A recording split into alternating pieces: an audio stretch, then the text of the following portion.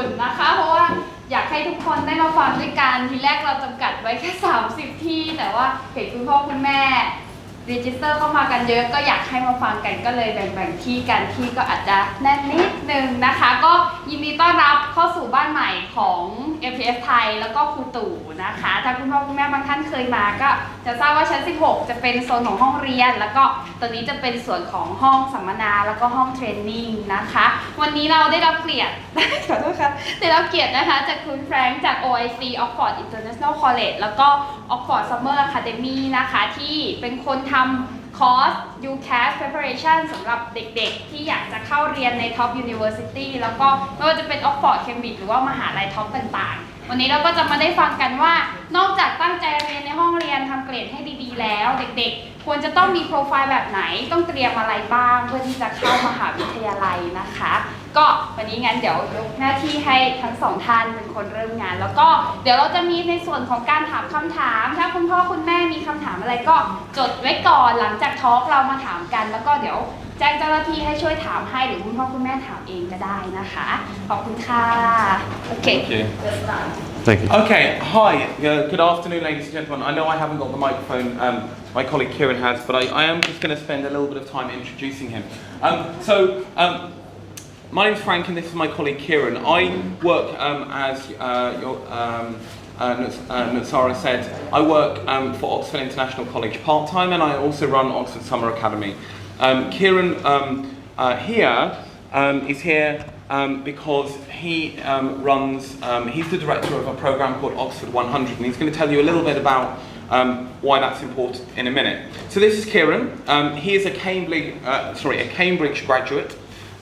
He founded the Fitzwilliam Education Consultancy Group, which is largely based out of China.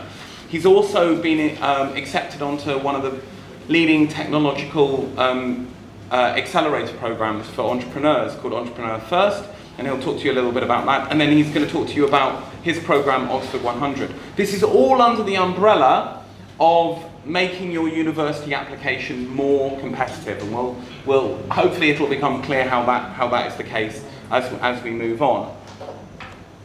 So this is Frank. Frank is an Oxford PP graduate, and PP stands for Politics, Philosophy and Economics. Actually, the vast majority of our Prime Ministers in the UK took the Oxford PP course, so it's very, very prestigious. He then became a qualified teacher and went on to become a university guidance counsellor at Marlborough College, Malaysia, before he turned his attention to becoming the director of Oxford Summer Academy, which is a summer programme in the UK. We both work part-time at Oxford International College, which is a top-end sixth form in the UK in Oxford. So just really going through today's plan, Kieran wants to talk to you a little bit about innovation and entrepreneurship and why universities are starting to sit up and listen to innovators and entrepreneurs and why it's an important part of what's going on. He's then going to tell you a little bit about his program, the Oxford 100. I'm then going to talk to you a little bit about my top 10 tips to applying to top universities, okay? And hopefully you'll find that useful. And then I'll talk to you a little bit about Oxford's, the Summer Academy and our Summer Academy Plus program. I'll very, very briefly mention Oxford International College, which is our permanent A-level school, sixth form in Oxford. If some of you want to talk to me about that, I know we've got some parents in the room who've got students children at Oxford International College. I can talk to you about that, and then we'll have some time for questions. So Kieran, over to you. Thank you. So the Oxford 100 were basically on a mission to find 100 of the most talented students from around the world and offer them a once-in-a-lifetime opportunity to come to Oxford to work at or do work experience at some of the most innovative organisations in the world. So organisations that clean up our oceans of rubbish, organisations that decrease or rather increase the number of HIV tests made available to South Africa by a factor of 6, organisations that use drones to reforest some of the world's plantations and trees. These are all examples of the sorts of organizations that your son, daughter, or you yourself could be working at next year on the Oxford 100 program. The Oxford 100 Innovation Program. But what do we mean by innovation? Can anybody think of any great innovators, any entrepreneurs? None of you can think of any entrepreneurs. Yes? Elon Musk. Elon Musk, great, fantastic. And what's Elon Musk done? He has a space program called SpaceX. SpaceX, exactly. And Tesla, right? Okay, great. So what Elon Musk has done is brought into existence these two organizations, right? Tesla, which has introduced electric cars to us, and SpaceX, where the mission is to basically provide a way for people to go to Mars eventually, in the event that we face some sort of planetary extinction, right? So innovation is ultimately all about the application of new ideas, right? Inventions, discoveries. But why is it important to you? And why is it important more generally? I think it's important to all of you, actually, because you're ambitious, right? You want to change things, you want to make an impact in the world, and you want to earn a lot of money doing it. But the fact of the matter is that what the most ambitious people are doing is rapidly, rapidly changing. And it's changed even in the last 5 years. So the most ambitious people out of Oxford, Cambridge, the top 10 universities, the Ivy League, are no longer going into those big firms, right? The engineering firms, the sort of banking firms, medicine, law. People are still going into those careers, yes, but the most ambitious people out of the top universities are no longer doing that, right? Why do I think that's so significant? It's because I think it's marking the dawn of a new historical era. So in a world of really, really scalable technologies, right? Like Bitcoin, you know, artificial intelligence, automation, biotechnologies, cryptocurrencies, right? These really, really scalable technologies. The way you can make the most impact in the world now is not by becoming a sort of lawyer or a banker or even a politician. In a world of scalable technologies, the way you make the most impact is by becoming an entrepreneur. So let me show you what I mean. If you were around 1,000 years ago, and you were a really ambitious person, right? Wanted to make a big impact in the world, what do you think you would have done? 1,000 years ago.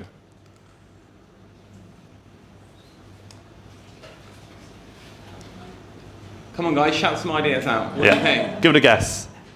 This needs to be an interactive session for it to work. Let's go. Invade England. Invade England. Right, okay. Maybe. Okay, what if I told you that part of what the most ambitious people did was to read religious texts? Right? So what did the most ambitious people do 1,000 years ago, do we think? What did they become? Priests, exactly. Well done. So, if you were around 1,000 years ago and you were a really ambitious person, right, you would have trained to become a priest. Why? Because if you couldn't read and you couldn't write, you couldn't make an impact outside your small village, right? There's no way you can make an impact outside a small village. So it's reading and writing that enabled Cardinal Wolsey to go from being the son of a baker's boy, right, to one of the richest and most powerful men in English history, capable actually of building this. Cycle forward 6 centuries now, we're in the 1800s, 300 years ago. If you were a really ambitious person who wanted to make a lot of impact in the world, what do you think you would have done 300 years ago? Science, okay, interesting. What about what you said, invasion? 1800s is kind of we're beginning to develop ships, we're beginning to expand in our kind of like interest in the world, venture to new countries. If you were around 300 years ago and you wanted to be really ambitious, you would have wanted to become a military general. Who's this? Napoleon, great, excellent. So Napoleon goes from becoming a nobody, right, quite literally a nobody, to French emperor by becoming a military general. He can give a command in Paris and move armies hundreds of miles away just at the click of his fingers, right? He can make a huge impact.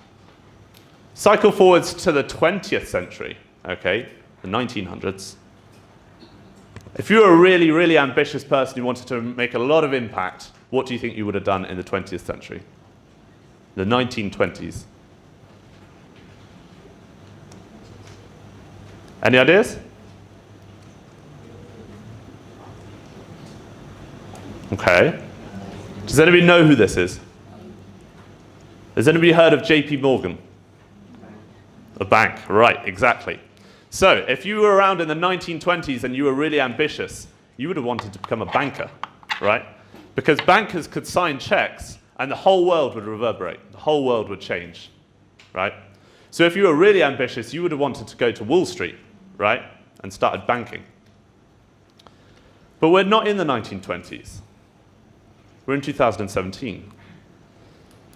So what do you think the most ambitious people want to do now? Okay, who's this?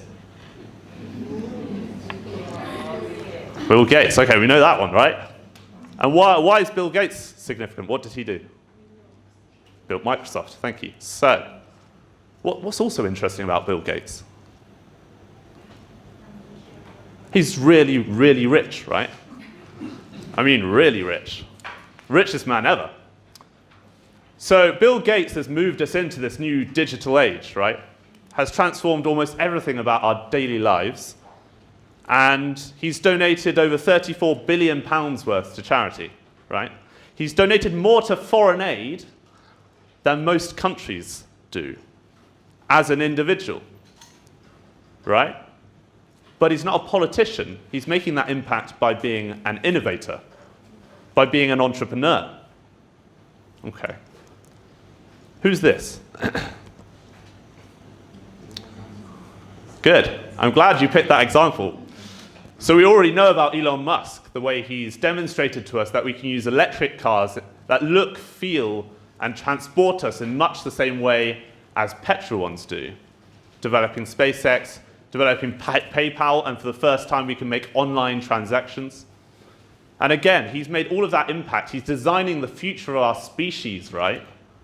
And he's doing that not by being a politician, banker, or a lawyer, right? He's doing that by becoming an entrepreneur and thinking innovatively about how we can tackle some of the problems we face as a species. You may be thinking, all of that's very well and good, but what does it have to do with me, my son, my daughter? This all seems very unattainable. These guys are 1 in a million, right? Does everybody know what that is? Very good, excellent. So these little sort of white things here are rubbish, plastic, okay? Does anybody want to take a guess at how many particles of plastic are in every square mile of ocean? Do you think it's more or less than 1,000? More. 64,000 particles of plastic in every square mile of ocean, right? Where oceans converge, those pieces of plastic collect. And those collection points can sort of stretch for miles, quite literally miles, and just seas of plastic, right? This is an ocean cleanup device, and it was developed by a 19-year-old. Okay? So this is not actually something that's that unattainable. If this 19-year-old can get funding for an ocean cleanup device that he devised himself out of a top university, then this is something that should be attainable to all of you, really. So these are some of the organizations that we work with. Against Malaria Foundation. Can anybody think what that is? How might that tackle malaria? What is it? Exactly, mosquito nets. Great. So mosquito nets are a really, really effective way to protect people from malaria, right? And malaria is hugely preventable, but it causes a lot of damage, right? Every 30 seconds a child dies of malaria. 1 million people a year die of malaria, and yet it's really, really preventable. So this organization that we've been working with are trying to make a change. They're trying to distribute these nets to people in Africa. Can anybody think about what the main problem with that is, or the main problem that we've been trying to kind of like alleviate? What happens when you send a net to somebody who's in charge of a village? You don't get distributed. Exactly, okay? They're either taken, they're sold on the black market, right? If you're really, really hungry, okay, and you have a river next to you and a malaria bed net, what are you going to do? You're going to fish, right? Somebody even used one as a bridal gown. I'm not sure. But what this organization have been able to do is attach GPS tracking devices. If you donate £3 to this charity, how much is that in baht? 120 baht? Yeah. For a net, right? You can quite literally track where it goes using GPS to the individual person it's gone to. Okay? It's a really, really innovative organization that's making a huge impact in the world. What's happening here? Deforestation, exactly. Pretty horrific, right? One of the main problems with deforestation is the fact that we need to reforest. In fact, why is deforestation a problem? Do we think? Climate change, great. Resources, lack of resources, kills numerous different animals as well, ecosystems. Okay, if you don't have infrastructure, if you don't have roads, if you don't have money, how do you plant new seeds? Can anybody think of a new technology that's come in that might enable us to do that? That flies overhead. Drones, exactly, great. This is another organization that we're working with. An organization that you could have the chance to intern at next year.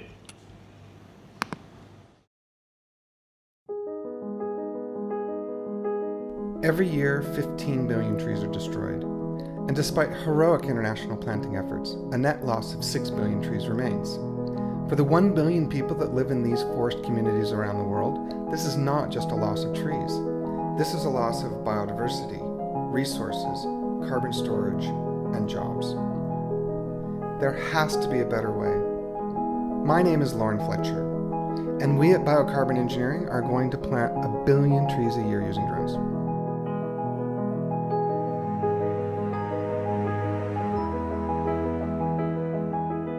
So the system works in 3 phases, really. The first phase is the initial mapping to decide where to plant.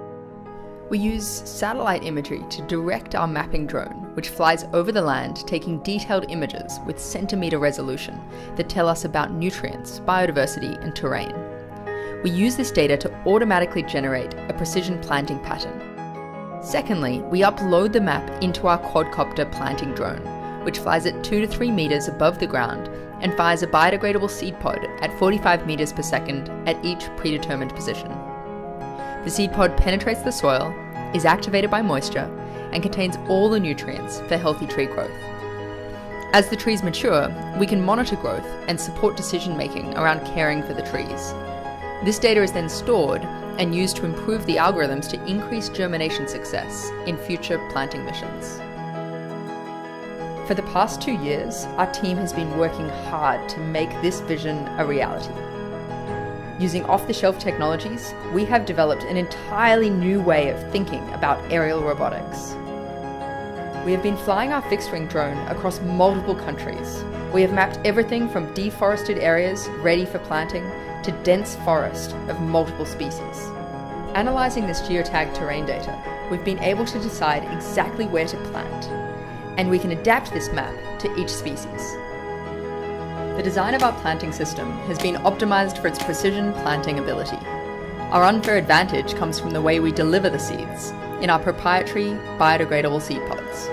This is how we can achieve scale and move from a manual process to an automated solution. We've been developing this technology in greenhouse trials, optimising the pod components for each species to match environmental conditions. Our pods have been designed to improve germination rates compared to direct seeding, allowing us to plant in more environments. This technology allows us to plant at 10 times the rate and 15% of the cost of traditional methods. We've been out in the field validating this technology, and now it's time to have real impact. Healthy forests aid in fighting climate change. They improve water and soil and increase agricultural productivity. More importantly, they provide massive social uplift through local job creation. So we expect to double the daily income of millions of families in the lowest economic brackets around the world. For 2 decades, I have been a NASA engineer studying technologies to terraform Mars. But our own forests are in a desperate state. So if we're going to terraform, we need to start right here, on Earth. These guys are only 24. They're going through the same accelerator program that I'm going through. Their business only took them 18 months to build, and it was acquired by Twitter for £150 million, right? So young people are making a huge impact in the world, and they're doing it, as I say, not by becoming politicians or lawyers, they're doing it by becoming entrepreneurs. Do you need to be a business person to become an entrepreneur, by the way? Do you need to?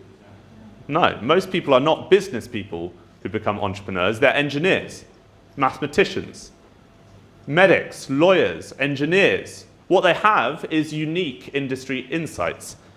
And the way that they bring them into the world is through small organizations or joining small organizations, not by going into these big firms where it can take you 10 or 15 years to make a real impact and to earn a lot of money. These guys have done it in 18 months. And this is my project at the moment. It's an app which basically removes inefficiencies out of the charity sector. It enables people to sort of pledge to each other's causes, whether that be vegetarianism, animal rights, charities, etc., etc. Does anybody want to guess at what my degree was? Bearing in mind that I'm building a technological product. English literature, right? So if I can build a technological product and get accepted into the best technological accelerator in the world with an English literature degree, I can't even begin to imagine what all of you could be capable of, bearing in mind that you actually have skills. Bearing in mind that you actually know things about, engineering, maths, science, right? So why are the most ambitious people turning to entrepreneurship? The first reason is just impact. It is the way to make the biggest impact, right? Can anybody give me an example of a career where you think you make a positive impact, right? Any careers? Which career do you normally associate with making a big impact in the world or a positive impact? Politics, right? Okay, great. Good example. So politics, maybe becoming a doctor as well. If you're a doctor, you make a positive impact, right? What do you think would happen if, say you want to become a doctor, what would happen if you didn't do that? Would there be less doctors in the world? No, because medicine is a very competitive field, right? So if you don't become a doctor, somebody else as good or almost as good will become a doctor, right? So how much impact are you actually making? Not a lot, right? Because if you don't become that doctor, somebody else is going to become that doctor. If you don't become that politician, somebody else is going to become that politician. This is what we call replaceability theory. The difference between that and becoming an entrepreneur is as an entrepreneur, you bring into existence something new. You really do change the world. And those stereotypically really impactful careers, they're not actually as impactful as you might think. Earnings, right? That's the second thing. There's a potential to earn a lot more money, right? So on average, entrepreneurs earn 10% more than people who are in the similar fields elsewhere. But as we've just seen, some of these businesses sell for millions. So the earnings potential is much greater as well. Flexibility. I sometimes come to work in my pajamas, right? You can travel the world, as I'm doing right now. You can travel and work. You can look at other projects. You can build a portfolio. You can get involved in, other areas that you're interested in outside your business. It's a much more flexible way of working, much more rewarding way of working. And it's fast-paced. We've just seen how a business can be created in 18 months. And we know that if you go into those big economics firms, those big engineering firms, it's going to be 10, 15, 20 years before you can actually change the direction of those firms, actually make a difference, right? And 10, 15 years before you can start earning real money. This is why the most ambitious people at the top universities are now looking to go into small organizations, not big organizations. So I can see some parents in the audience kind of thinking, uh-oh, I don't like the sound of this. It sounds all a bit risky, right? So is entrepreneurship risky? Yes, it's risky. But so is any other field that you go into if you are an ambitious student, right? Because ambitious people go into competitive fields. So the failure rate of people going into startups is much, much less than people going into law, for example. In law, they have 220,000 jobs available for 430,000 graduates, right? And that's meant to be a stereotypically safe career to go into, law. I started building my companies when I had a full-time job. I did it part-time, right? And that was a really good way in for me, a far less risky way in. And there was a study done into entrepreneurship, or the returns to entrepreneurship, by Professor Gustavo Manso, who's at UC Berkeley. And he followed 12,000 individuals that went into entrepreneurship, saw the ones that failed and saw the ones that succeeded. And what he realized was that the failure rate is actually much less than you would think, and that those that failed found it really easy to transition back into salaried jobs, right? So he looked at what the lifetime earnings were for those who had failed, and they were no different to those who had just gone straight into salaried positions from university. So giving an entrepreneurship a shot is not actually such a risky thing. And throughout history, institutions have always developed to help and support the most ambitious people. So we saw that 1,000 years ago, the most ambitious people would be doing sort of learning about religious texts, and universities supported that. And then fast forward sort of 400 years, and military schools started opening up to support the most ambitious people to become generals. In the 20th century, MBA programs have developed to support bankers. And in the 2017, universities are adapting again. They're adapting to this new work, or the future of work, which is entrepreneurship. And this is Cambridge University's mission statement. The innovative and entrepreneurial spirit of the members of the University of Cambridge is enshrined in the university's mission statement. So the mission statement of the University of Cambridge, the best university in the world, is essentially about innovation, about bringing new ideas into the world and changing it for the better. Oxford has pumped so much money into startups and this new way of working, this new way of developing ideas, that the city has produced more billion-dollar startups than anywhere else in Europe.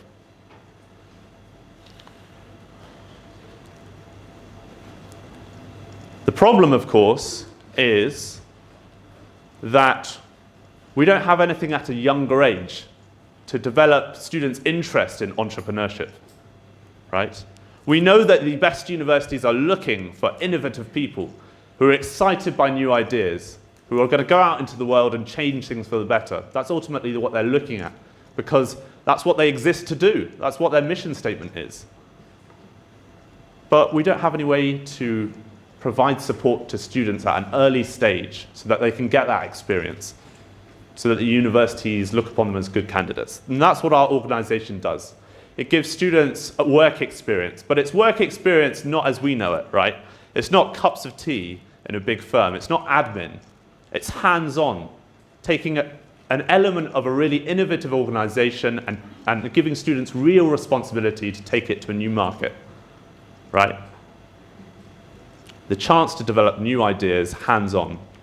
Because I think that work experience is an essential thing for a student to decide what they want to do with their career, right? And a bad experience or a neutral experience can be really damaging to a student's desire to do what they want to do. Whereas a really inspirational one can make all the difference. So aside from that, this is a 2-week program, you know. The opportunity, as I say, to work at some of the most innovative organizations in the world. Just two or three sort of adults involved, essentially. So it's not a huge firm. You're getting much more individualized attention. The chance to go to the West End, to go to London, to see The Lion King, the chance to go to the English coast, to go for cricket matches, and also some help with your university application as well. This is an example of how you could frame your experience in your personal statement. So I think that people often pay a lot of attention to personal statement, right? It is this really essential thing as part of your university application to the top universities. But we spend so much time concentrating on that we forget the most important thing is to have the experiences to talk about in the first place, right? So as much energy and as much attention as we put on the personal statement and the application itself should be placed on those experiences that we build before we start the application. Because if you don't have any experiences, if you haven't read, if you haven't had work experience, if you haven't been keeping up with the news, you're not going to impress universities, not the best universities, right? You can put all the effort into the application you like, but if you don't have any experiences to reflect on, I mean, how far are you going to get? I wrote this. So this could be part of your personal statement. I was selected as one of the 100 most talented students from around the world for the Oxford 100 Innovation Programme. I had work experience at biocarbon engineering and was inspired by their mission to plant 1 billion trees and their innovative use of satellite mapping and artificial intelligence to further their aims. Leading a small team, I developed my communication skills as we strategized about how to bring the technology to a new market, hydro energy. As a 16 or 17-year-old, you're not meant to know about things about satellite mapping and artificial intelligence in any great depth, right? When universities see these sorts of experiences that should only really apply to PhD students, really, or professors, right at the cutting edge of their industry, they will be incredibly impressed. Not only for your personal statement, also in the interview as well. So in your interview for Oxford or Cambridge, they will take parts of your personal statement and they will ask you about them. This is your chance to show off your knowledge, right? If you've been working for 2 weeks at a really innovative organization and they've been teaching you about really high-level stuff, PhD-level stuff, that's incredibly impressive, right? These are the sorts of experiences that your son or daughter or you should be having, right? These are inspirational experiences that are going to enhance your application and maybe give you a taste of a new way of working altogether. Thanks very much. Do you want to take one or two quick questions now? Yeah. We've got a little bit of a longer period of questions at the end, but if there's any quick questions immediately for Kieran about entrepreneurship. Yeah, Mark. You don't enroll for it, it's a selection process, you choose the student. Yeah, exactly. So the application process, there's an application form online. You then have to upload academic transcripts as well as, so academic transcripts, and then there are various different questions. And what we're kind of testing is why you want to come onto the program, essentially. So we are fairly competitive. You know, we get many more applications than we have places, obviously. But what we're looking for is spark, potential, academic ability, and also how you've kind of tried to make an impact even within your school or within your community at an early stage. Because what we're trying to do is basically train the next generation of change makers. We want to see some indication that you're interested in making a difference, essentially. One more quick question, and then we've got chance for questions right at the end. How long is the program? Yeah, so it's there are two-week slots, essentially. So I should probably explain that. From the perspective of startup organizations that come onto the program, this is an accelerator, an incubator for their ideas, right? So they come onto the program at an early stage having already gained traction, and then we give them university academics, we give them consultants, the chance to pitch for investment, presentation skills training, effective habits training, and all of that great training that accelerates the development of that business, all of the students also get as well at that early stage. So the startups come onto the program for 4 weeks, and they get a 2-week cohort of the first students and a two-week cohort of the second students.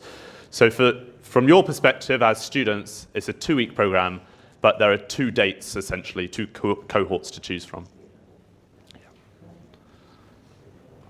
Okay, well, thanks very much for listening, everybody. If you do have any questions and you want to find out a little bit more about, entrepreneurship or the way the world is kind of like changing in this direction, or the program itself, please just come and find me at the end. I think Frank's actually going to talk about something that's a lot more practical now about your university application.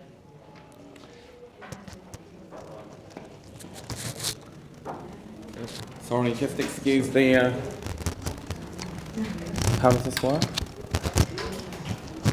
Put it around your head, yeah. Oh, does that work? Can you hear me? Yeah? Is that working? I don't know. Is that working? That's a bit better. We'll try that. Okay. So my job really today is to give you a bit of an insight into applying to UK universities. And my hope is that you'll be able to ask some questions as we go along or towards the end. I really hope that this is interactive. Okay, I want you guys to be shouting out some things to me because they're the best presentations. Okay, so I've got a number of tips that I want to go through, and these are kind of collections of things that I've learned over the last 6 years as a university guidance counsellor at international schools in the Asian region. And the first one is going to surprise you because it's one that not many people are willing to say, but I'm going to say it. And the first thing is I want you to ignore rankings. Right? I want you to ignore rankings. Why? Because rankings are not really our friends. This quote here, this claim here by the University of Reading. By the way, the University of Reading is a fantastic university and it's a good option for numbers of people. Please, on camera, Reading, fantastic institution, one of the best places to study in the UK. But the British Advertising Standards Commission just told Reading off for using this statistic. Right? They're not allowed to use this statistic anymore. Why? Because what do we mean? Do we mean rankings in terms of English language places? What about French-speaking universities? What about ones in the Mandarin-speaking world? Rankings are can be completely misconstrued and misused. How many of you kids, I'm going to ask the students in this room, and now I'm going to embarrass you. How many of you, is this familiar? Parents, sorry, you need to look away now. But how many of you, parents will get the ruler, the Times Educational Top 50 universities, get that ruler, go to number 50, draw the red line, and anything below the red line is not allowed, right? Yeah, do we know that? Do we know that saying? Well, that's a load of old rubbish. Because rankings change.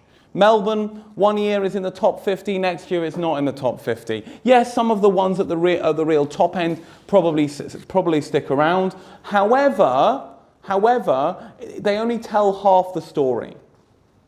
They only tell half the story. Okay, how many of you are considering applying to a UK university? What about a US university? Maybe? Okay. Cool. I'm going to give you an example. Can you tell me some good UK universities? Parents and students can tell me, shout them out. Some acceptable or good or high-ranked UK universities. Imperial. Keep going. Oxford, Cambridge, UCL. Keep going. LSE, Durham, Birmingham, Warwick, Exeter, Loughborough, Reading. Okay. We've missed probably quite a few. Kings, yeah? Okay? All right, so maybe we've got 12, maybe we've got 15, maybe we've got 20 acceptable good UK universities. All right, can we do the same in the US? Give me some US universities. Stanford, 4% acceptance rate, one of the lowest in the world. Where else? Princeton, Harvard, MIT, Yale, Berkeley. Right, okay. Maybe we could get to the same 10 or 15 or maybe even 20. All right. How many UK universities are there? How many UK universities are there? 200. Close. About 128 if you include the New College of the Humanities and Buckingham and UCLan and some of the new ones. Okay. How many US universities are there? About 4,328 higher education places. All right. Okay. So somewhere like Durham, which is now about the 12th, 13th best university, now roughly that in the UK, acceptable, right? Anyone heard of Lewis and Clark in the US? 70th best liberal arts school in the US. 70th? That's ridiculous.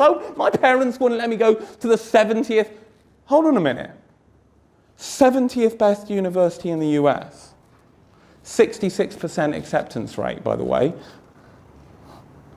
70 divided by 4,328 puts it in the top 2% of US universities. That's not acceptable, but Durham, which is 12 divided by 128, is in the top 10%. I think we need to rethink rankings. Rankings are a misnomer. The only thing that matters is whether or not that student is happy with that particular degree. All right? Southampton University, no one mentioned that. One of the best places for engineering. Anyone considering doing engineering? Any engineers here? Oh, I can't even make my joke. That's bad. What's this? Brum, brum, brum, brum, brum, brum, brum, brum, brum. It's an engineer. That was a bad joke. Come on. Brum, brum, engineer. There you go. What's this? It's a terrorist. There you go. Bad joke. I know they're bad. They're terrible. You just have to go with it. So rankings need to be looked at carefully. So I wouldn't say, I kind of told you a lie. Don't ignore them completely, but be careful with what the rankings are telling you, because you need to look into them more deeply than just the Times World Top 50 or the QS Top 100, because there are more things to it than just that. The second thing I think about a UK university degree is that it's specialised, right? When you apply to the UK for university, you apply for a named course at a named university. That is very different from the US, right? The US, you apply for a school, like a university, a college, yeah? And then you kind of try before you buy, and then 2 years after that, you decide what you're going to major, a minor, or double major, or whatever. The UK completely different. It's very specialised. You're going to apply for a physics degree, or an engineering degree, or a history degree, or a politics degree, or a politics with French degree, or whatever it might be, but you apply for that named degree. And from day one, that's all you're studying. You're not having to do all the other stuff. So any of you go to IB schools? Or do IB? Yeah, so it's very different from that kind of IB learning. You will concentrate on one thing. And that means making the decision about what and where you want to study is going to be really important. I use this as an example. Anyone into languages? Anyone thinking about considering languages at university? Not so popular in this region, I tend to find. But both my best friend and my mother both studied French at university. It's probably why I'm really, really bad at French, right? I just relied on them when I went on holiday, okay? But the type of French degree that they ended up doing varied massively, right? My best friend is really, really interested in French politics and culture, right? So he tailored his degree around French politics and French culture and things to do with that. Some of you might be interested in, if you wanted to do French, in learning French because you want to go and be a businessman, or you want to go and work in Paris or other places, for example. So maybe it's the language part of French that's really important for you. Or if you're like my mother, she was really interested in medieval French literature. I can't think why, but she was really interested in medieval French literature, right? And so not only did my best friend and my mother do the same subject, same area, languages, same subject, French, but actually their course was very, very different. And so a French degree at Exeter University could be very, very different from a French degree at Durham University, from Oxford, from Cambridge, from UCL, from LSE, from Manchester. Okay, so my second tip is, when you're applying, make sure you have a look at the specific modules and the specific course, right? Because is that what you want to study? Thirdly, I think, and this links really nicely with what Kieran was saying, I think there is a danger, particularly in this region, that the only worthwhile degrees are ones with a defined job outcome at the end. Engineering, economics, actuarial science, medicine, dentistry, law. And that's all that's acceptable to mum and dad because it's got a safe job at the end of it, right? The reality is the majority of employers now just care that you have a degree, don't really care what that degree is in. What do you do with a degree in English? Well, you become an entrepreneur. All right? Or like my sister, what do you do with a degree in philosophy? You manage a multi-million dollar UN fund in Lebanon sorting out Syrian refugees, right? So actually, what we do in our degree doesn't really matter so much anymore. Do something you enjoy because it's the skills that you gain that will be transferable into a changing workplace. The world of work is changing. No longer do you go in at 22 and stay with a company till you're 65, thank you very much, take your pension. Because it's not like that anymore. Fourthly, because you're applying to a named subject or a named course, you have to show subject passion. And traditionally, even when I was applying to university, that was, you would go beyond your set curriculum, you'd go to the library, you'd get out some books and you'd read some stuff. And that's still important, okay? You should be doing reading beyond your set IB, A-level, GCSE, whatever syllabus. But there are other ways to show passion as well. Work experience is one of them. Watching TED Talks or producing TED Talks is another. How many of you have watched a TED Talk before online? I'm sure, lots of you, right? If you haven't, you should do. How many of you follow a blog or write a blog about the subject that you're interested in? Podcast? One of the first things I still do today, and I'm 31, there you go, I've given my age away, is I check 3 news sources every morning. I check my favourite political blog, and I check the political betting markets. Or no, not in Thailand because it's banned online. But anyway, so these are the things that I tend to do. All right? Okay? Because I'm a political geek and I'm interested in politics. Because that's my degree. Fifthly, I think this is really important. When you are choosing places for university, you need to have a range. How many of you are IB students here? Just remind me. Okay, so you two. How many of you are A-level or potentially A-level students? Yeah? AP curriculum? Or something else? Okay. So what I talk about is having a range. The UK has a conditional offer system for university. It's that they say, look, we'll accept you on the basis that we will give you, that you get 3 A's at A level, or 36 IB points, or whatever it might be. You're going to be predicted some grades, and you will apply to university most likely on predicted grades. So you need to have some kind of backup if those predictions turn out to be a little bit too generous. About 60% of predicted grades across the world to UK universities are slightly generous. Right? What I used to tell my teachers at Marlborough, when I was at Marlborough College, Malaysia, I used to say, look, predict realistically, optimistically. What does that mean? That means, okay, if it's a 50-50 between whether they're going to get an A or a B, give them the A, right? If it's 50-50 between a 5 and a 6 at IB, give them the 6. But that means that your prediction is probably at the high end. So you take your high-end prediction and you go down if it's A-level 3 or 4 grades. So if you're being predicted A-star AA, you need to have a range of UK universities that goes down to 3 Bs. Now, I know parents don't like to hear that, but that's the reality. Because the worst thing that can happen is you get to results day and actually things didn't quite go as well in the exam, and that happens, and you were that 50-50 side of A-star or A or B or A, and it went the wrong way in a few occasions, you end up with no place at university. Or you have to go through clearing, and then you have to go through it, which is possible, but it's better to have that safety net rather than the heartache on results.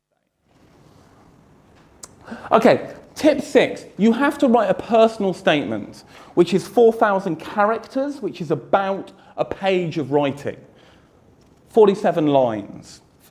4,000 characters, a page of writing. And it's about selling yourself. And Kieran gave you a great example of how you can integrate something like the Oxford 100 work experience placement into that. The one thing I would say is make your personal statement quirky. Do not get somebody else to write it for you. Okay? Only you can write your personal statement. You can have friends check it, people check it, mentors check it, but ultimately it's your personal statement because it's about what you're about. Okay? And make it quirky and make it individual. For me, I'm a huge Eurovision Song Contest fan. Some of you might not know what that is. It's a massive competition between countries in Europe every May. It's been going over 60 years. And I wrote about the politics behind the Eurovision Song Contest and why it was so fascinating in my personal statement. Right? For you, it might be something else. But it's got to be academic and it's got to be linked to you personally.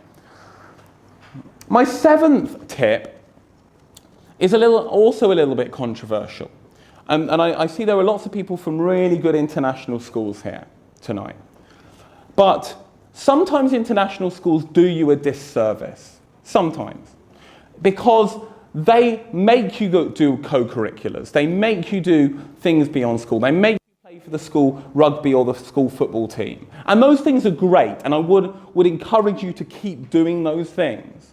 However, the top universities are looking for more than that. What sounds better? I was a member of chemistry club. Or I co-organised and founded the Chemistry Society where we invited a number of high-profile speakers from the local universities to come and speak to the entire year group. What sounds better? The first one or the second one? Second one, right? We need words such as organised, led, coordinated, founded, initiated, rather than participated or was a member of.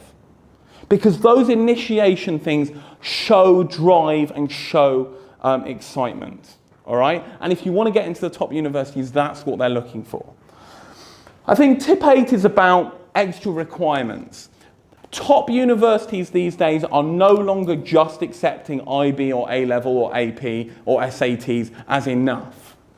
right? You are going to have to go beyond. Oxford and Cambridge, most courses have a pre-test. Some have essays that you have to submit.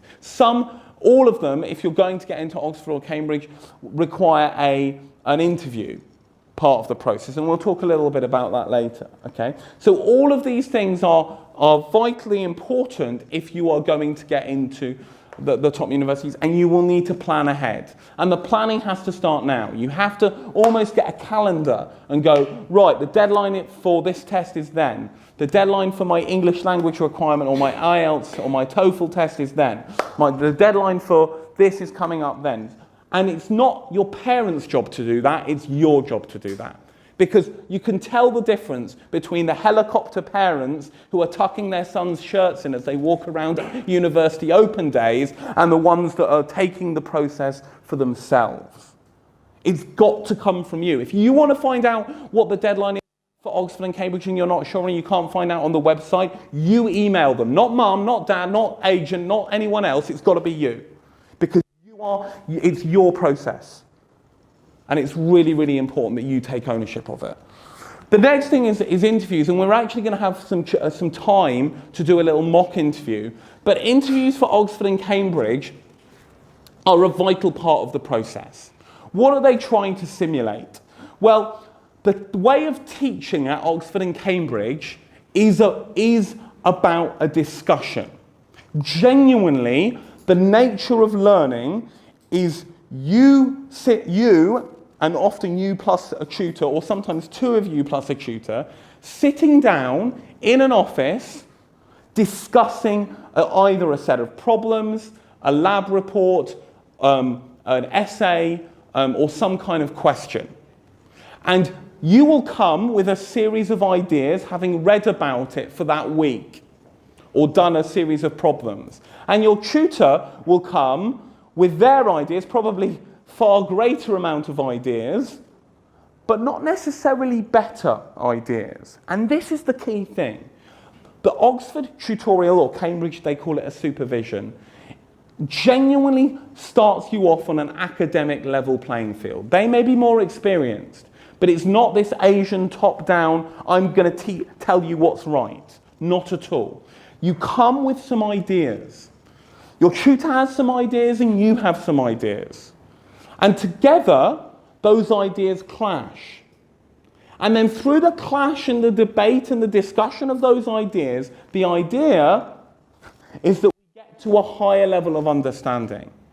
It's the enlightenment process in action every day, right? Oxford and Cambridge are actually very liberal, small L places. Now, I think people quite often think that they're quite conservative institutions with stuffy traditions. Actually, no. Some of the best liberal thinkers have come out of Oxford and Cambridge, right? Look at Stephen Hawking, for a start. He went to both, right? Still is at Cambridge. So the interview process is supposed to simulate that mini tutorial that happens every week. All right, and we can talk a little bit about practically how that works. And then finally, the thing that I want to say is I want you to embrace the process, because this should be a fun and exciting experience, right? You guys are the ones that are going to be living it. And I always get a bit of comeback from parents here, but I want you to picture the scene. It's February the 3rd. It's 8:30 in the morning. It's St Andrews in Scotland. It's -2 degrees centigrade. There's frost on the ground. The wind is whistling over the golf course, and your alarm goes. You have that 9 o'clock lecture on molar calculations. Are you going to get up for it? Not your mum, not your dad, not your agent, not your teacher, not your high school chemistry teacher. You're the one that has to get up for it.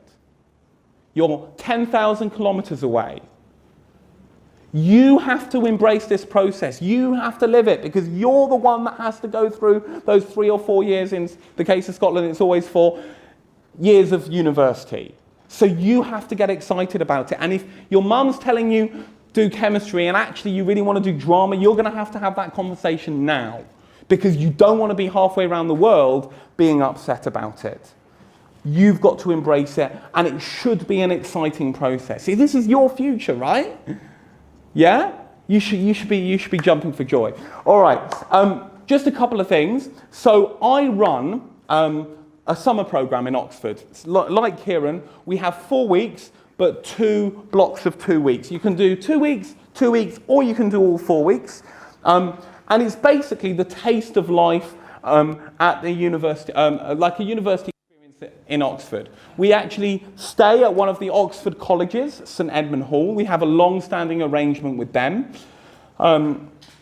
And you kind of get an academic program in the morning. There's a major and a minor, to use like American terminology. And we have a whole range of options in a whole range of different things. If you go on our website, you can see what options we have. And then in the afternoon, we have electives, which are things like photography or drama or public speaking and debating, things like that. And then we have days set aside for trips and excursions. So we go to Bath or Windsor or London, or there's a whole range of possible trips that we do, and we try and cycle around or move around the different trips. It's a really, really good program. New for next year, after Oxford Summer Academy, we're adding on 2 more weeks. And this program is called, we're creatively calling it Oxford Summer Academy Plus. But basically, it is a university guidance tour. So it's a chance for those that are seriously thinking about applying to the UK for university, probably 16, 17-year-olds, to go and visit UK universities. And we'll be based in Oxford, but we will go to 10 top universities. We'll go to Warwick, we'll go to UCL, we'll go to King's, we'll go to Bath and Bristol, we'll go down to Southampton, and a few other places, okay? And we will also pair you up with a mentor to help you through writing the personal statement part of your application and help you choose where you're going to do. So most of them will probably be Oxbridge, so either Oxbridge students or recent Oxbridge graduates. Some might be some other top Russell Group universities. But it's a real immersive program for those that want to kind of try out and see universities before they come along. And that runs from the 22nd of July to the 4th of August. Just a quick plug, for those of you that are also thinking about doing A-levels or something back in the UK, rather than staying here in Thailand. Obviously, I part-time work for Oxford International College. It's a leading UK international school. We have both January and September intakes. So if you do, and I know we've got parents here in the audience, if you do want to get involved and think about something a bit more long-term rather than just a summer program, you can visit the Oxford International College website and have a look there. That's me done. I'll take some questions, yeah, we'll take some questions on whatever, and then if we still have some time, if you want, we can do a little mock interview with somebody. If somebody is willing to volunteer, there is a teddy bear prize for those that's willing to kind of have a go at a mock interview with me. So questions. And then we'll maybe go for a mock interview. Yeah. I have a question on the range of courses. Yeah. What about post-application? Okay. If you do have the grades already, how do you? Okay. If you do have the grades already, the range doesn't need to be as wide, but it's still.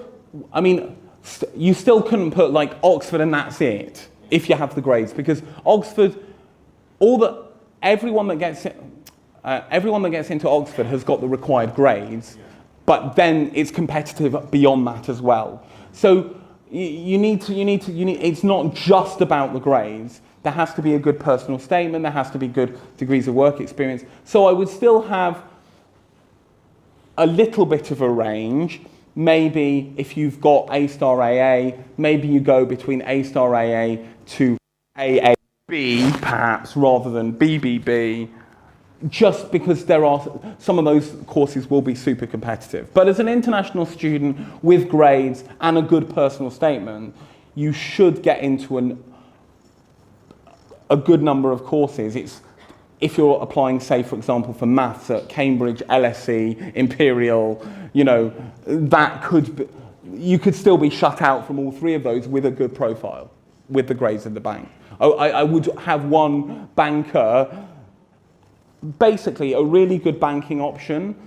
They aren't paying me to say this, I promise, but Exeter University tends to love international students, so they tend to be more generous. So does Edinburgh as well, tends to be more generous towards international students,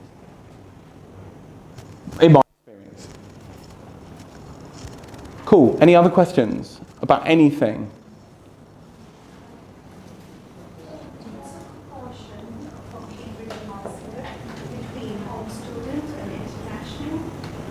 I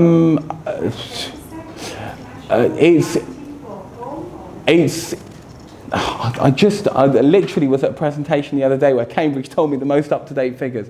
I think it's about 15 to 20% international, but it depends how you define international, because European Union students count as home students at the moment, but that's going to change. Now, interestingly, John Beard from Cambridge, who's the one of the international admissions officer, has just publicly said that on their modelling, based on what's going to happen with Brexit, they are expecting a half to two-thirds reduction in applications from European Union students. What that means for international students, more places maybe, I don't know. We'll have to wait and see, and we don't know what the final settlement and the final funding is going to be.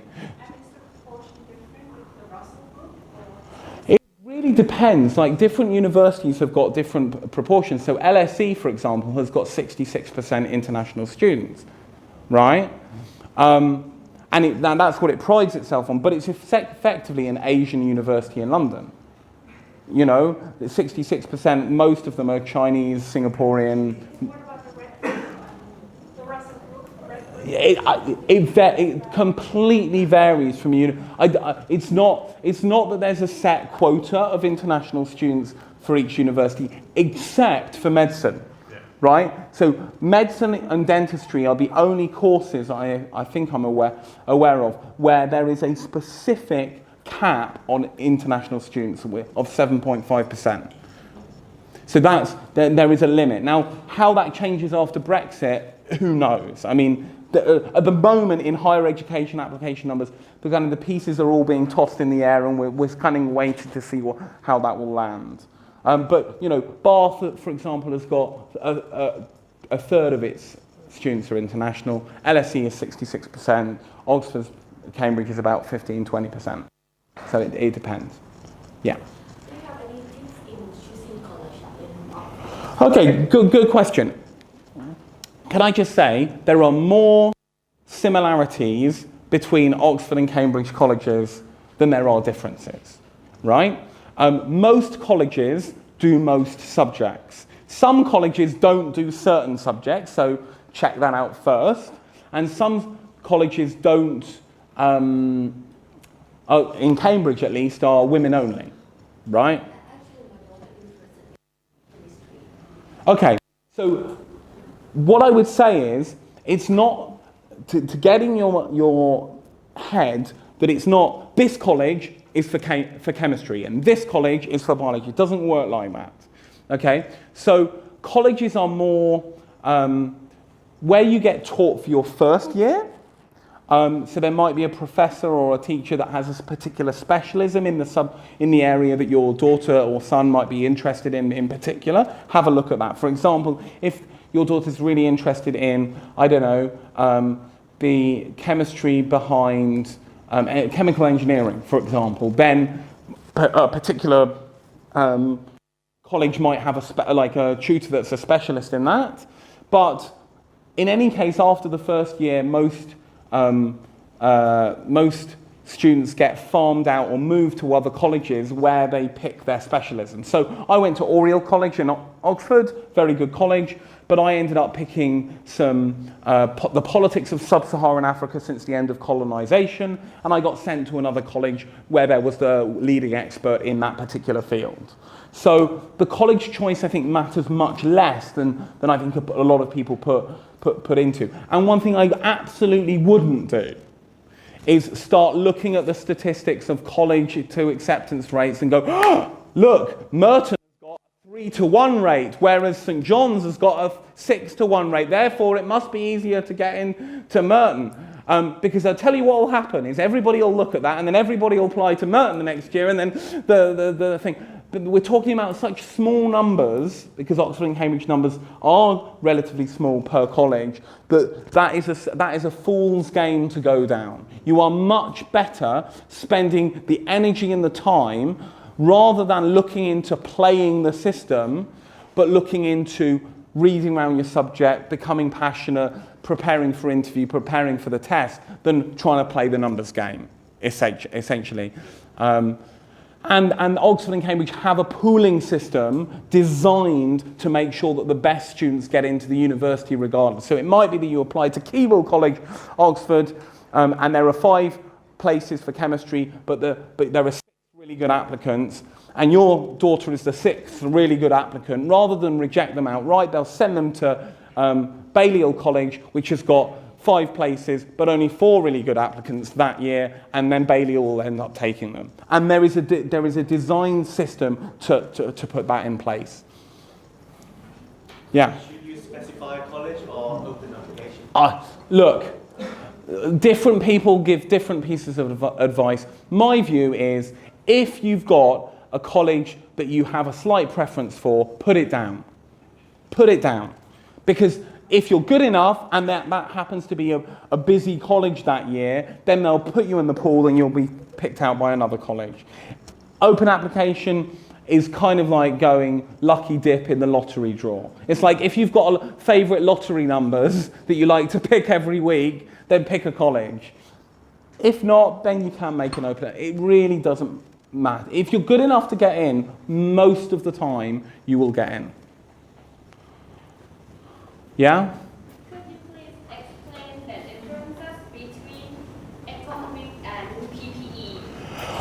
Okay, that's a really good question. So I think one of the things that people start to go is, oh, should I apply to Oxford or should I apply to Cambridge? And the reality is that both Oxford and Cambridge have got different courses. Cambridge, you can do straight economics. And if you just want to do economics and you want to apply to a top university and your application is competitive, then apply to Cambridge, right? Because it's the only place out of Oxford and Cambridge where you can do straight economics. At Oxford, you can combine economics with 3 other things. You can either do economics and management, E&M, or you can do politics, philosophy and economics, PPE, or you can do economics and history. You used to be able to do economics and engineering, but they've cancelled the course, right? So if you want to do a joint kind of course with something else, then Oxford's probably your route. If you want to do straight economics, very mathsy at Cambridge, you're going to need A-level or higher level maths to do economics at Cambridge, whereas to do PPE at Oxford, they only recommend AS level maths, recommend, not required. So there's a big difference depending on which kind of route you want to go down. PPE for me, I really enjoyed because it combined politics and a bit of philosophy and a bit of economics. So first, before you decide whether it's Oxford or Cambridge, decide what course you want to do. Yeah. For Oxford applicants, correct me if I'm wrong, but 80% of the applicants get an interview? Depends on the university. By and large, Cambridge tend to interview a higher proportion of its applicants, but Oxford has a little bit more of screening out before. We were talking about this the other day, actually, Kieran, and we were saying that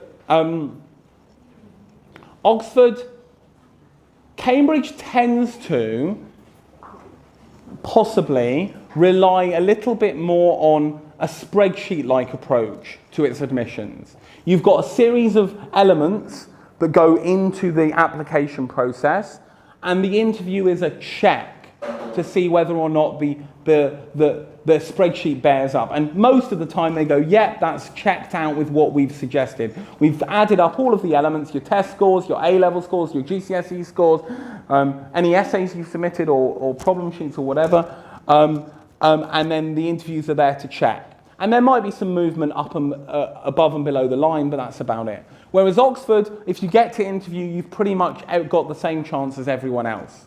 They're willing to take someone with maybe slightly lower grades at Oxford if they perform well in the interview, perhaps.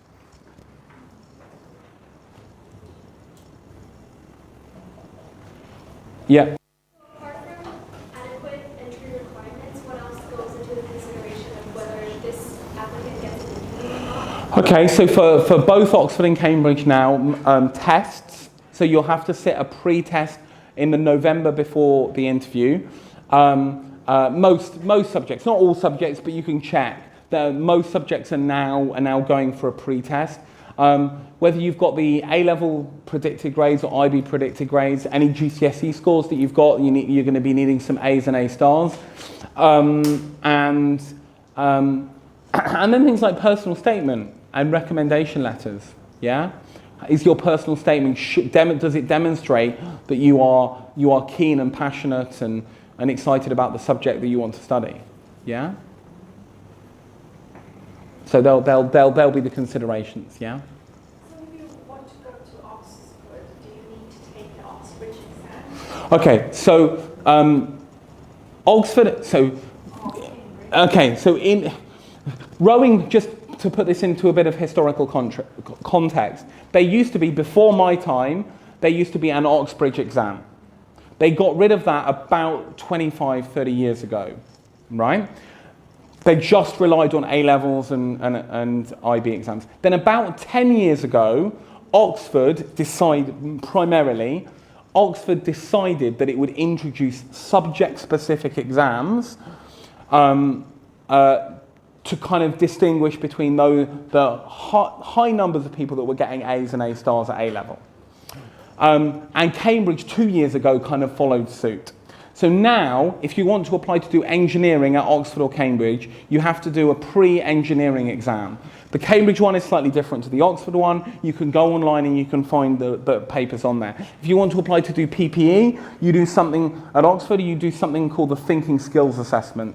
And that happens you make your application in your final year of school before October the 15th. Then you register and you sit the exam at the start of November in school. Normally your school can administer it. If not, then you have to go to the British Council office or whatever, a registered test centre. And then, based on your application form plus the exam, then they will decide whether or not to offer you an interview. The interview turnaround dates are very short. They might let you know a week and a half, 2 weeks before your interview that you've got an interview. So I know that's difficult for people from this region because you've got to arrange flights and get yourself over to the UK, but that's the nature of it, unfortunately. Yeah. Okay, so what then happens is they will offer you a place in the January. It's now all done in January. Either you'll get a rejection or you'll get an offer. Or you'll get an offer from another college that you didn't apply to if you were put in the pool. But if you're holding an offer, it's a conditional offer. Okay, it's on the condition that you complete your A-levels or you complete your IB with a set of scores. Yeah, and you need to be able to reach those. And if you don't reach them, they're fully within their rights to withdraw their offer from you. So you have to meet the conditions of their offer. Cool. Shall we finish with a little bit of fun? Does anybody want to volunteer to have a mock interview? Does anybody want to volunteer? One of the students? There is a prize on offer. Go on. Yeah.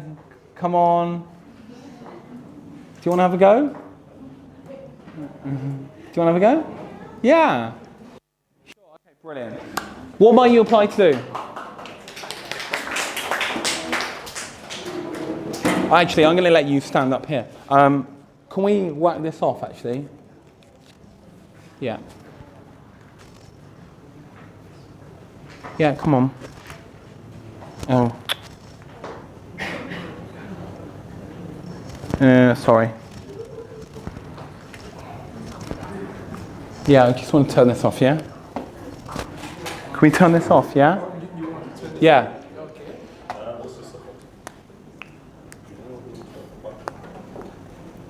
No, yeah, what's your favourite subject?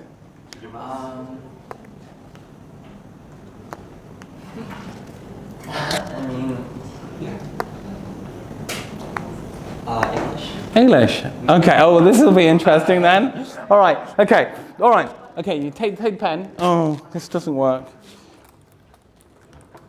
Oh, sorry. So that's better.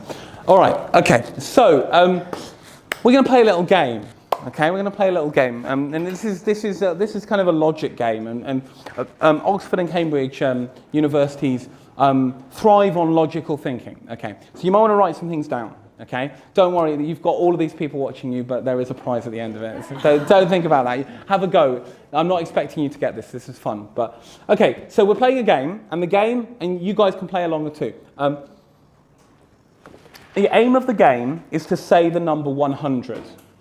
Okay, so you might want to write that down. 100, yeah, because that's the aim of the game, right? Okay. All right.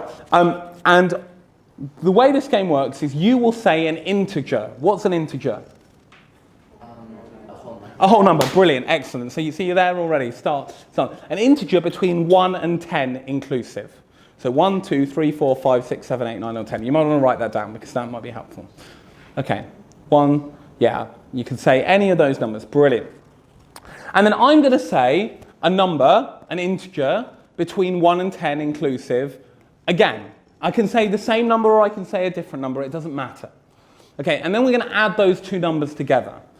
All right, so if you said 3 and I said 8, then the total would be 11, right? Okay, and then play goes back to you. The game goes back to you, and then you can say any number between 1 and 10 again, right?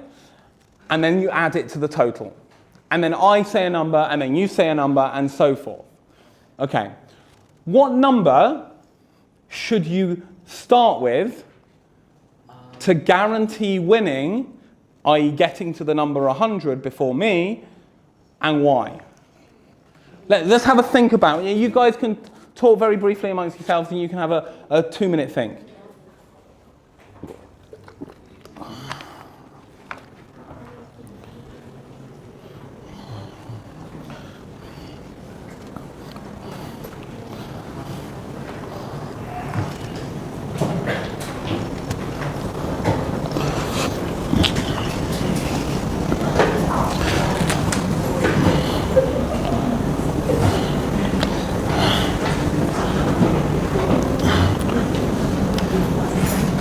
Okay, talk me through. Okay, what are your thoughts? I don't necessarily want an answer yet, but talk me through your thoughts. First, try 10. Okay, because? 10. That's the biggest number here. Okay. So why might that help us get to 100? What's the theory behind it? Yeah. It's easier to count. It's easier to, for example, if I say 10, you say 10, it's 20, 30, 40, 50 until 100, and it lands on you. But if, do you have to say one number, same number, or? No. So you can say 10 and I can say 8, and that's fine.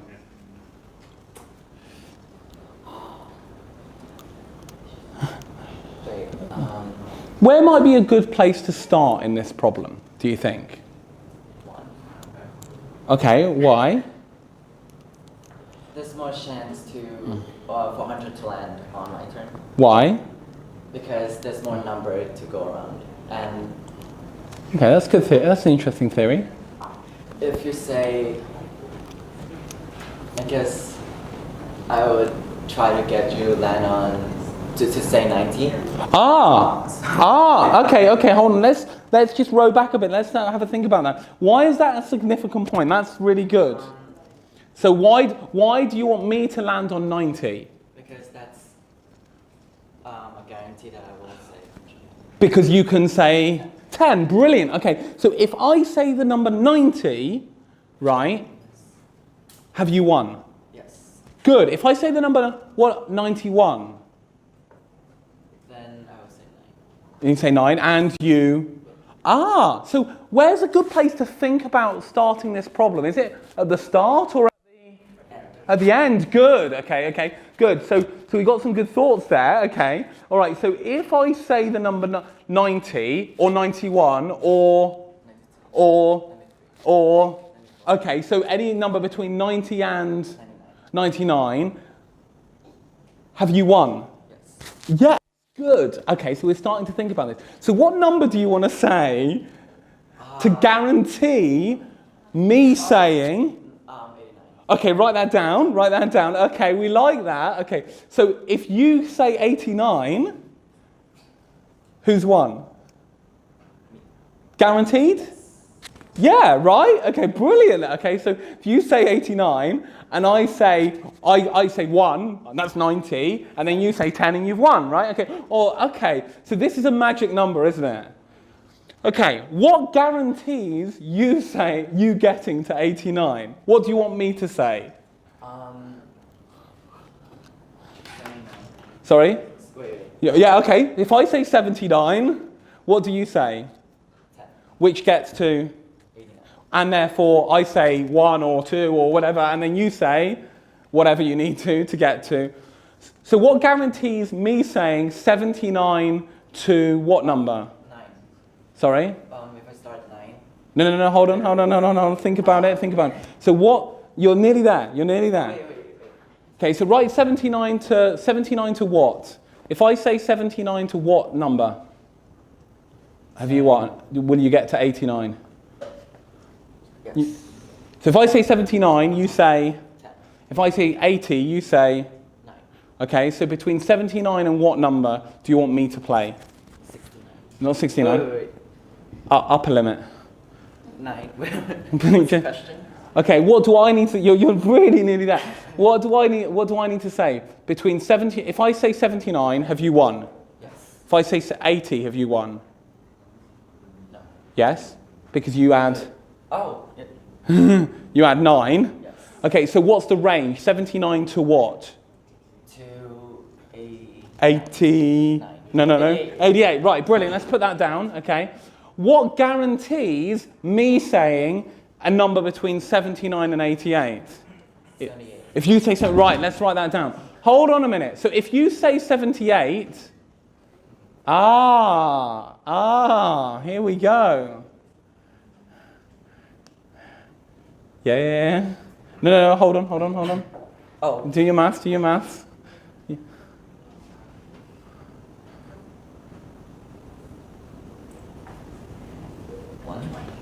1?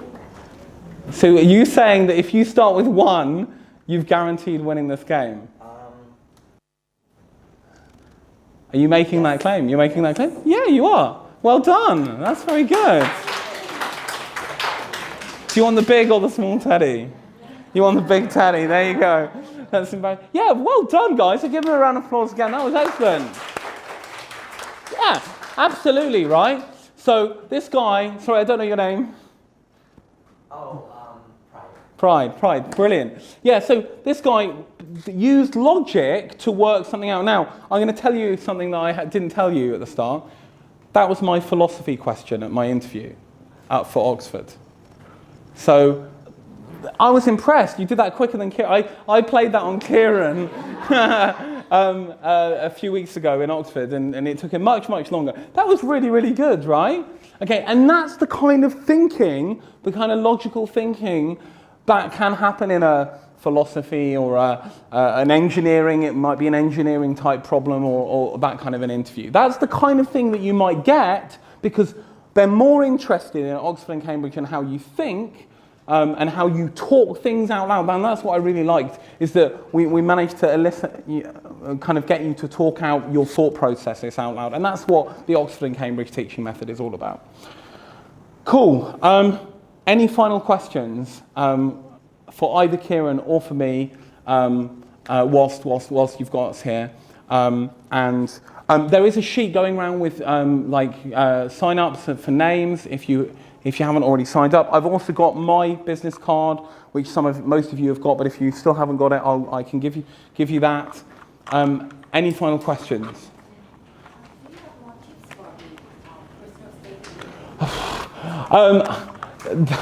I could spend hours going on personal statement. To be honest, and this is a little bit of a plug, if you really want really good tips on the personal statement, come on the summer program, because that's going to be basically what it's all about.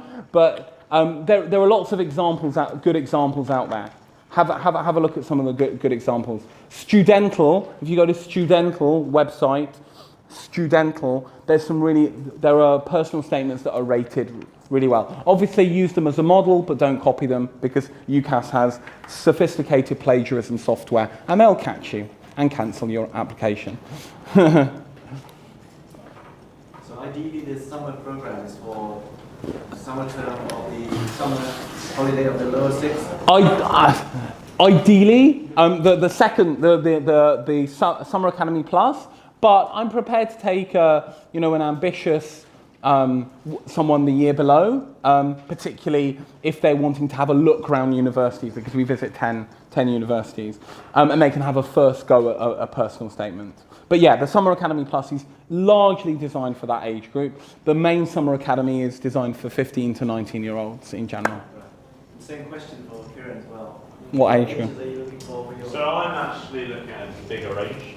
So I've just accepted one 13-year-old onto the course for first PE sports. And we go all the way up to 22, essentially. So we're also appealing to university students as well with a bit more experience. So a bit of a greater range. But it might be that you separate first 2 weeks and second 2 weeks for like pastoral reasons and stuff. So. Yeah, we're more interested in potential rather than age. Cool. Excellent. Well, we'll be around for the next kind of 15-20 minutes if you want to ask questions. Thank you once again for coming, and we really appreciate your time. Cool.